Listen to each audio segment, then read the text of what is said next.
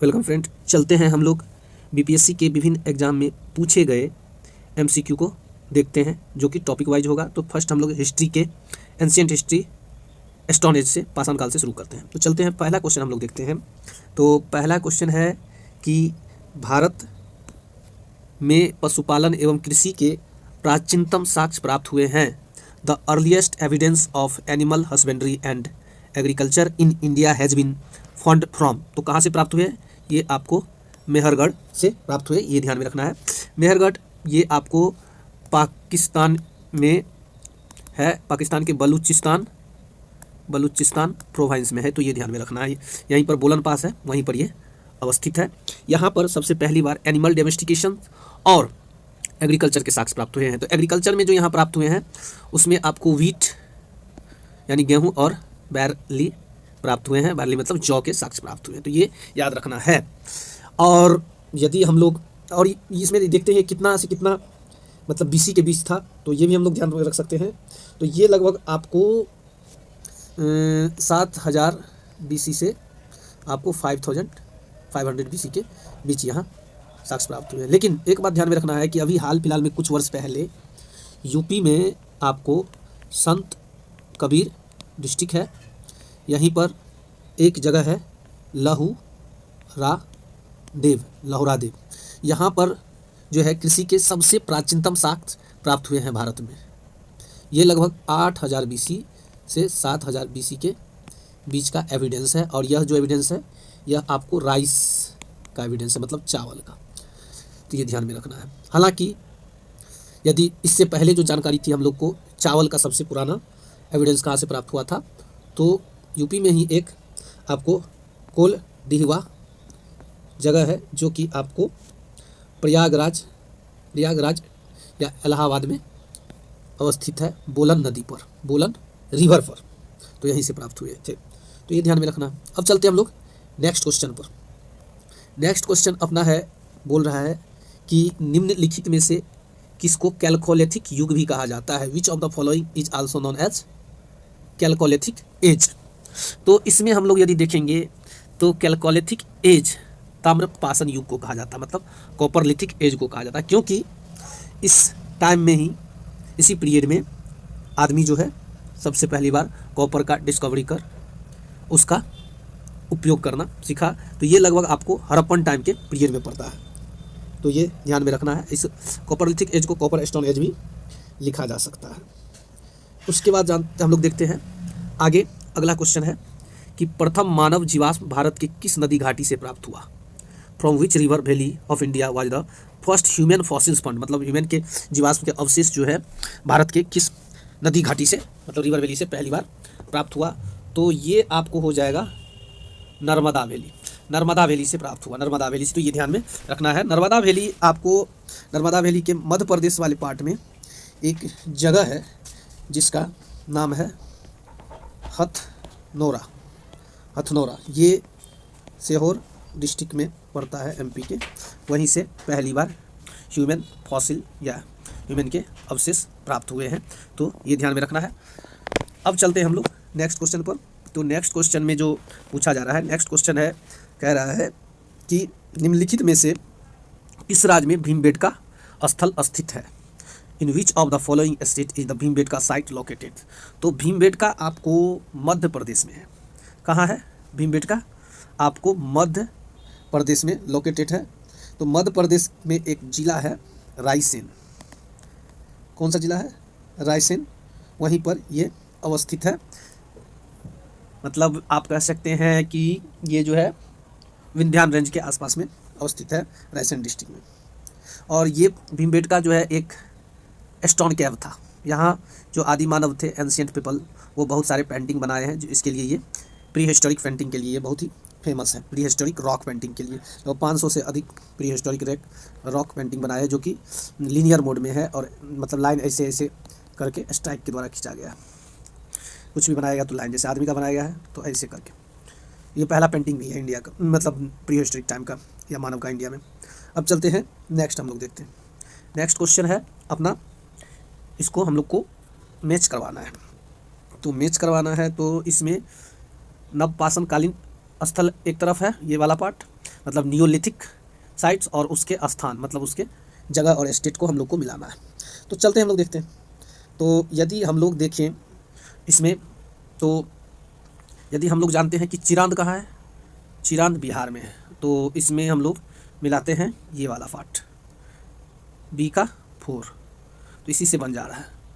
उसके बाद हम लोग और सबको मैच कर लेते हैं, और सबको मैच कर लेते हैं, तो आपका ए का 3 मतलब उतनूर तेलंगाना में हो जाएगा, और आपका सी गुपकराल हो जाएगा आपका कश्मीर में, और पोडमपल्ली तमिलनाडु में। तो ये ध्यान में रखना है। अब चलते हैं नेक्स्ट में चलते हैं। ये ताम्रपाषाण युग, ताम्रपाषाण युगीन स्थल है, मतलब कैलकोलिथिक टाइम पीरियड साइट का जो है ये आपको साइट है, और उसका कौन सा नदी पर ये अवस्थित है, इसको हम लोग को मैच करना है। तो यदि हम लोग देखें तो पहले चलते हैं हम लोग, इसमें हम लोग को कौन सा मालूम है। यदि कोई मालूम नहीं है या मालूम है तो हम लोग अनुमान लगा सकते हैं कि मालवा को लगा सकते हैं, मालवा पठार से। तो मालवा आपका जो है किस पर होना चाहिए, मालवा होना चाहिए नर्मदा पर। ये डी का 2 कोई है, ये वाला पार्ट है डी का 2, यानी कि ये वाला पार्ट, तो इससे हम लोग लगा सकते हैं। उसके बाद ए का 4 आहार बनास नदी पर हो जाएगा। उसके बाद आहार के बाद हम लोग देखें तो कैथा बी का 3 काली सिंध पर हो जाएगा, सवालदा ताप्ती नदी पर हो जाएगा। तो इसमें आपको आहार जो है, आहार आपको राजस्थान में है। कहाँ है, राजस्थान में। और आपको कैथा कहाँ है, कैथा है मालवा रीजन एमपी में, मध्य प्रदेश में, चंबल बेसिन में ये पड़ता है जनरली। उसके बाद यानी कि काली सिंध में। उसके बाद हम लोग देखते हैं सवालदा ये महाराष्ट्र में है। कहाँ है, महाराष्ट्र में सवालदा है, और ये महाराष्ट्र में तापी नदी के बैंक पर अवस्थित है, ये भी ध्यान में रखना है। उसके बाद मालवा तो हम लोग देख ही लिए। यदि इसको हम लोग मैप से देखें, ये इंपॉर्टेंट साइट है, तो मैप पे भी हम लोग देख लेते हैं। तो यहाँ पर सवालदा पड़ता है, सवालदा, ये तो आहार आपको दिख ही रहा है। यहाँ पर ही मालवा पड़ता है, ये सवालदा हो गया, ये मालवा हो गया, ये आहार हो गया, और आपको कैथा भी इधर ही पड़ता है। एक जोड़वे है, ये पुराना वाला है, और ये चिरांद है जो कि बिहार में है, ये पिकली हाल है, ये ईरान है। ये सब इम्पोर्टेंट चैलकोलिथिक साइट है। चलते हैं हम लोग नेक्स्ट क्वेश्चन पर। नेक्स्ट क्वेश्चन में हम लोग नेक्स्ट टॉपिक शुरू करेंगे, इंडस वैली सिविलाइजेशंस। तो इसमें इंडस वैली सिविलाइजेशन में हम लोग देखते हैं पहला क्वेश्चन, एक सीरीज में ही है, सिंधु सभ्यता निम्नलिखित में से किस युग में पड़ती है। The Indus civilizations fall under which of the following age. तो ये आपको ऐसे एज में पड़ता है, हम लोग जैसा कि जानते हैं कि उस एज में तो लिखित एविडेंस अवेलेबल है उस एज का, लेकिन उसको पढ़ा नहीं जा सकता, that can not be read, even written evidence is available. तो इसको आद्य ऐतिहासिक काल कहते हैं, मतलब प्रोटो हिस्टोरिक पीरियड कहते हैं। और ऐसा काल जिसके लिखित रिटन एविडेंस नहीं है, उसको हम लोग हिस्टोरिक प्री हिस्टोरिक टाइम कहते हैं। और पहली बार जो है आपको जेम्स प्रिंसेप मौर्यन टाइम के कुछ इंस्क्रिप्शन को पढ़ने में सक्षम हुए थे। तो चलते हैं हम लोग नेक्स्ट क्वेश्चन कह रहा है कि सिंधु घाटी सभ्यता की सबसे महत्वपूर्ण विशेषता क्या है। What is the most important feature of Indus valley civilization. तो इंडस वैली सिविलाइजेशन में यदि हम लोग देखें तो इसमें आपको building made of burnt bricks, मतलब पक्की ईंट से बनी इमारतें, ये तो अवेलेबल था। फर्स्ट रियल आर्क ये नहीं था, मतलब आपको मेहराब, पहला असली मेहराब इसमें नहीं था, ये आपको सल्तनत टाइम में लगभग बना है।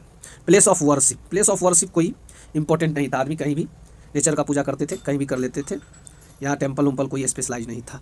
आर्ट एंड आर्किटेक्चर का सिस्टम तो अच्छा था, ये भी एक इसकी विशेषता थी। तो इसमें आंसर ई होना चाहिए, लेकिन बीपीएससी ने सिर्फ और सिर्फ ए आंसर माना है, तो हम लोग भी ए ही मानेंगे, इसको ध्यान में रखना है। अब चलते हैं हम लोग आगे। अगला क्वेश्चन है, किस शहर को मिनी हड़प्पा के नाम से जाना जाता है। तो which city is known as mini Harappa. तो इसमें जो है आपको लोथल होगा, जो कि गुजरात में अवस्थित है। लोथल एक भोगोवा नदी है, रिवर है वहीं पर है। यहाँ एक ग्रेट डॉक यार्ड मतलब ग्रेट डॉक यार्ड प्राप्त हुआ है, जहाँ की बहुत बड़े पहले नाव लगाए जाते थे, पोर्ट के रूप में यूज किए जाते थे इसको, तो ये ध्यान में रखना है। अब चलते हैं नेक्स्ट क्वेश्चंस। नेक्स्ट क्वेश्चन पूछ रहा है कि निम्नलिखित में से कौन सा एक हड़प्पा का बंदरगाह है, which one of the following is a port of Harappa. तो इसमें ऑब्वियसली हम लोग लोथल मारेंगे, अभी हम लोग ऊपर में देखे हैं, अलेक्जेंड्रिया नहीं होगा, ये कि इजिप्ट में है, और ये नागापट्टिनम साउथ में है, महास्थानगढ़ ये भी आपको गुजरात में नहीं है, ये भी कहीं साउथ में ही है।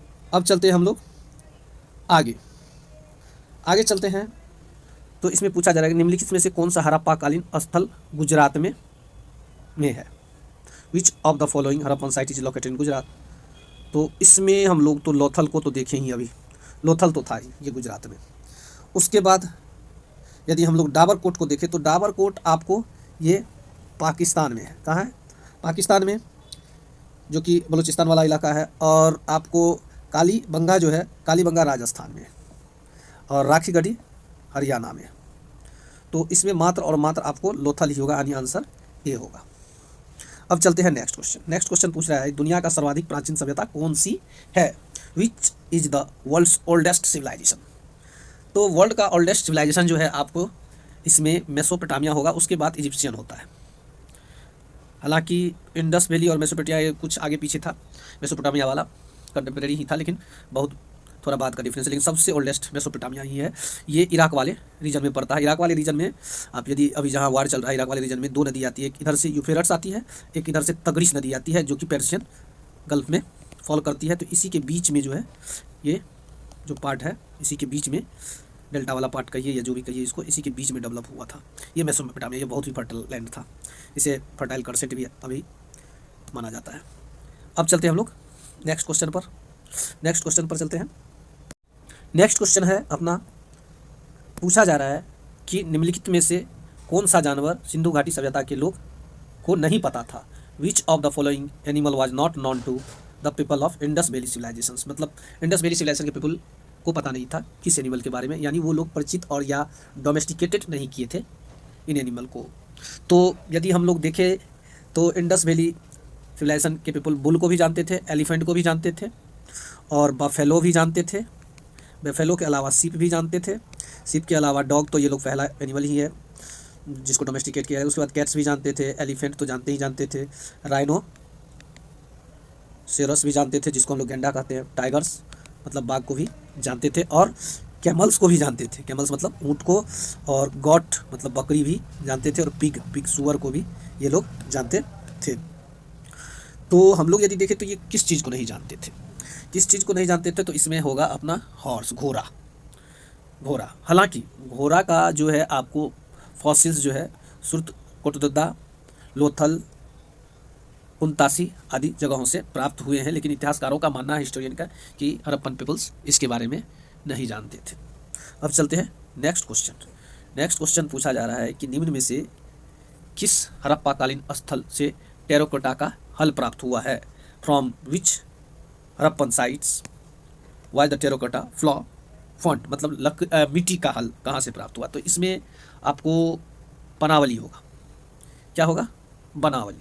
बनावली से ही मिट्टी के हल प्राप्त हुए हैं, जबकि कालीबंगा से आपको फ्लॉ के द्वारा, हल के द्वारा जोता गया खेत प्राप्त हुए, के साक्ष्य प्राप्त हुए, एविडेंस प्राप्त हुए, जबकि बनावली से आपको मिट्टी के हल प्राप्त हुए हैं।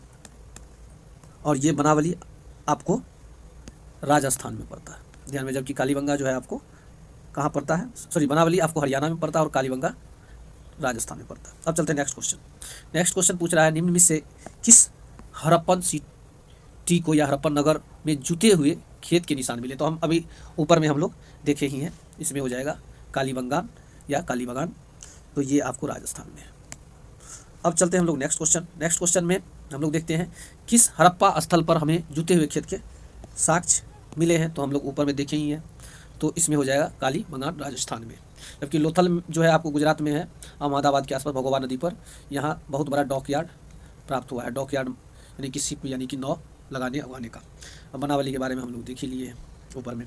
अब चलते हैं नेक्स्ट नेक्स्ट क्वेश्चन में पूछा जा रहा है कि निम्नलिखित में से कौन हड़प्पा और मोहनजोदड़ो से उत्खनन से संबंधित नहीं है। Which of the following was not associate with the excavations of Harappa and Mohenjodaro.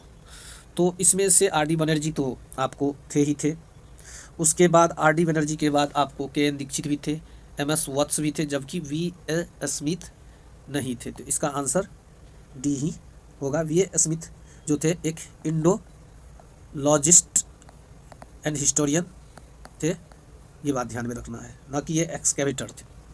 अब चलते हैं नेक्स्ट। अब पूछा जा रहा है कि हड़प्पा में मिट्टी के बर्तनों पर सामान्यतः किस रंग का प्रयोग या उपयोग होता था। What colour was generally used on poetry in Harappa. तो हड़प्पा में नीला, हरा, ये ब्लू, ये सब तो किया ही नहीं जाता, तो वहाँ ब्लैक और रेड का किया जाता। तो यहाँ रेड है, तो इसका आंसर रेड ही होगा। इसमें अपर पार्ट जो होता था, जैसे मान के चले हम लोग कि ये सुराही है, तो अपर पार्ट ये वाला रेड से होता था, नीचे वाला ब्लैक से होता था, या अंदर वाला ब्लैक से होता था। जनरली नीचे वाला ब्लैक से होता, ऊपर वाला रेड से होता था। तो ये ध्यान में रखना है। अब चलते हैं नेक्स्ट क्वेश्चन पर। तो नेक्स्ट क्वेश्चन में कहा जा रहा है हम लोग को कि आईआईटी खड़गपुर के अध्ययन दल की रिपोर्ट के अनुसार लगातार कितने वर्षों की न के बराबर वर्षा होना सिंधु घाटी सभ्यता के पतन के कारण रहा था। According to the report of the IIT Kharagpur study team, how many consecutive years of negligible rainfall was reason for the decline of Indus valley civilization. तो इसमें आपको आईआईटी खड़गपुर 2018 में ये स्टडी किया था, सर्वे किया था, रिसर्च किया था।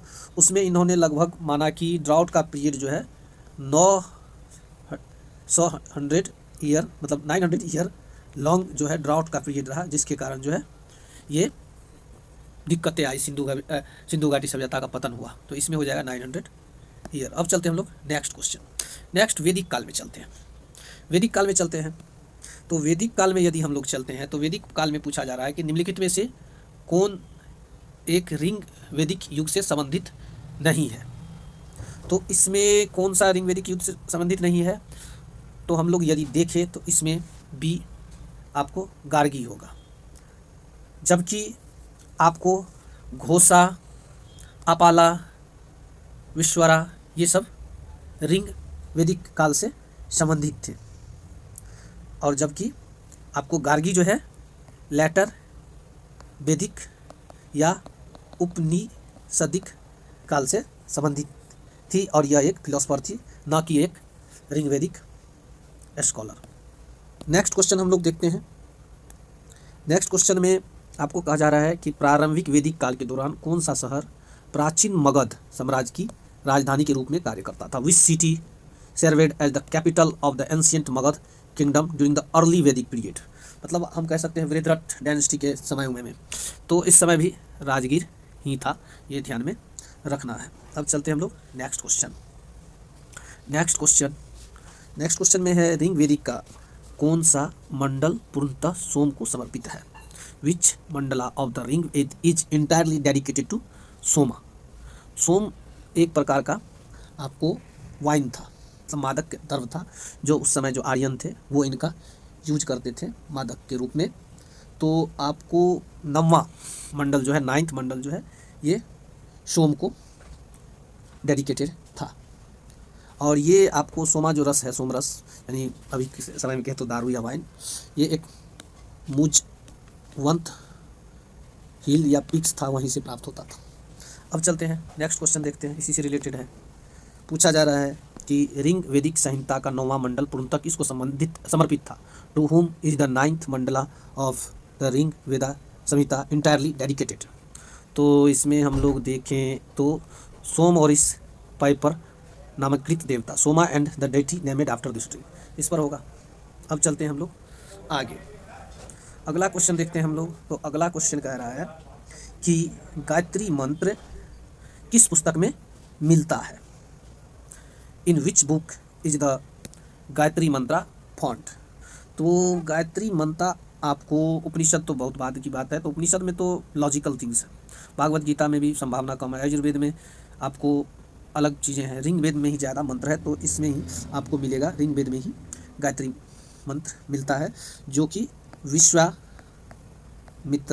एक शगाथा मुनि था, उन्हीं के द्वारा ये कंपोज किया गया था। और ये गायत्री मंत्र जो है सन गॉड, सूर्य देवता यानी सावित्री को समर्पित किया गया है। अब चलते हैं हम लोग नेक्स्ट क्वेश्चन देखते हैं। नेक्स्ट क्वेश्चन में कह रहा है कि किस काल में अछूत की अवधारणा स्पष्ट रूप से उद्धृत हुई, मतलब अनटचेबल का। तो ये हम लोग यदि देखें, in which period did the concept of untouchability first clearly emerge. तो ये हालांकि वैदिक टाइम में हुआ, जिसको यहाँ धर्म शास्त्र के समय में ड्यूरिंग द धर्मशास्त्र पीरियड लिखा हुआ है। तो यही होगा डी। ये ध्यान में रखना है कि concept of untouchability become clearly expressed during the period of धर्मशास्त्र पीरियड, जिसको हम लोग सूत्रा पीरियड भी कहते हैं। यहीं से 4 वर्ण का कॉन्सेप्ट का शुरू हुआ, जो कि उस समय जो पंडित थे, ब्राह्मण थे, जो उस समय वो गुरु थे, उन्होंने इसको बनाना शुरू किया। अब चलते हैं हम लोग आगे की बात करते हैं। अगला क्वेश्चन देखते हैं। अगला क्वेश्चन कह रहा है कि भारतीय उपमहाद्वीप में लोहे का प्रयोग कब शुरू हुआ। तो भारतीय उपमहाद्वीप में when did the use of iron begin in the Indian सब कॉन्टिनेंट। तो इंडियन सब कॉन्टिनेंट में आपको लगभग जो है, ये आपको यदि देखें तो 1000 BC से 600 BC के आसपास हुआ, मतलब 1000 BC से लेकर 600 BC के आसपास, मतलब लाटर वैदिक और मौर्यन काल में हुआ। इसका क्लियर एविडेंस लाटर वैदिक टेक्स्ट या लाटर वैदिक में मिलता है। अथर्ववेदा में आयरन को सयाम एस भी कहा जाता है।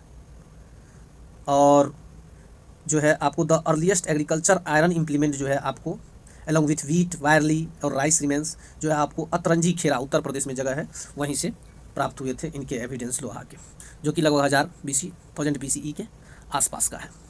तो इस तरह देखें तो हम लोग इसमें से कोई नहीं होगा, ई आंसर होना चाहिए, और ई ही होगा। BPSC भी ई ही माना है। अब चलते हैं हम लोग नेक्स्ट।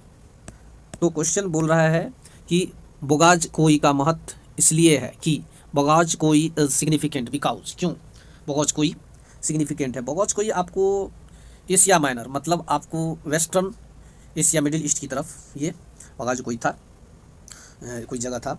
तो ये क्यों सिग्निफिकेंट है, तो देखते हैं। इंस्क्रिप्शन फॉन देयर मेंशन वैदिक गॉड्स एंड गॉडेस, राइट, यही होना चाहिए, क्योंकि इस इंस्क्रिप्शन में, बोगाज कोई में जो इंस्क्रिप्शन प्राप्त हुए हैं, वहाँ जो हमारे इंडिया में प्राप्त हुए थे उस वैदिक टाइम में, जो गॉडेस थे, देवी देवता, वहाँ के देवी देवता यहाँ के देवी देवता से मैच करते थे। जैसे इंद्रा, मित्रा, वरुणा, इन सबों सेम यहाँ और वहाँ लगभग एक जैसा मैच करते थे, इसलिए यही आंसर होगा, ये आंसर होगा। अब चलते हैं नेक्स्ट क्वेश्चन। नेक्स्ट क्वेश्चन में पूछा जा रहा है कि प्रसिद्ध 10 राजाओं का युद्ध किस नदी तट पर लड़ा गया था। On the bank of which river was the famous battle of 10 king, इसको दसर्जन वार भी कहते थे, वाज फाउट। तो ये जो था आपको दसर्जन वार जो था आपको 10 किंग, 10 राजाओं के बीच लड़ा गया था। कहाँ पर, ये पोरोसनी नदी पर, जो इसको मॉडर्न में रावी भी कहते हैं। इसमें आपको किंग सुदास जो था वो जीते, तो ये ध्यान में रखना है। अब चलते हैं नेक्स्ट क्वेश्चन। नेक्स्ट क्वेश्चन में कह रहा है कि उत्तर वैदिक काल के दौरान रचित किस प्राचीन भारतीय ग्रंथ में दार्शनिक भजन और ब्रांड विज्ञान और नैतिकता पर चर्चाएं शामिल है। Which ancient Indian text composed during the later वैदिक period include philosophical and discussion on cosmology and ethics, मतलब लॉजिकल जितनी भी बात होगी, मोरल, लॉजिकल, इथिकल, ये सब आपको उपनिषद में ही होगा, और सब में तो मंत्र है। तो इसका आंसर ए ही होगा। उपनिषद का मतलब होता है समीप बैठकर सुनना। The Upanishad compose during the later वैदिक पीरियड, ये आपको लेटर वैदिक पीरियड में कंपोज किया गया, और कंटेंट फिलोसफिकल डायलॉग्स, मतलब दार्शनिक डायलॉग, डिस्कशन ऑन कॉस्मोलॉजी और इथिक्स पर जो थे इसमें भरे पड़े थे। ये जो है आपको संस्कृत में लिखे गए थे, लगभग 700 BCE से 300 BCE के बीच, मतलब आपको मौर्यन काल से लेकर के जो है आपको गुप्त काल के आसपास, नहीं गुप्त काल नहीं कर सकते, रॉन्ग बोल रहे हैं, ठीक है। चलते हैं हम लोग, अब आगे चलेंगे तो अगला हम लोग रिलीजन, बौद्धिज्म रिलीजन का नेक्स्ट में करेंगे।